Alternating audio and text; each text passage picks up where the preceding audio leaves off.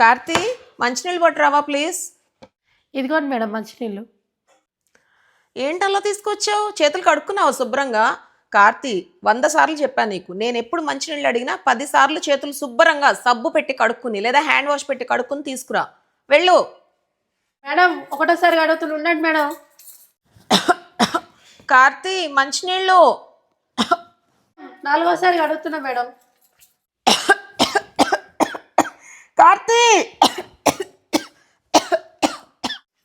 Madam madam అయిపోయింది 8వ సారి అడుగుతున్నా. 10 సార్లు అడిగేసా. మేడం మంచినీళ్ళు మేడం. మేడం మేడం ఏమైంది? మేడం నీట్నెస్ ఉండొచ్చు కానీ ఓసిటీ ఉండకూడదు మేడం. బాగానే ఉన్నారా? హాస్పిటల్కి వెళ్దామా?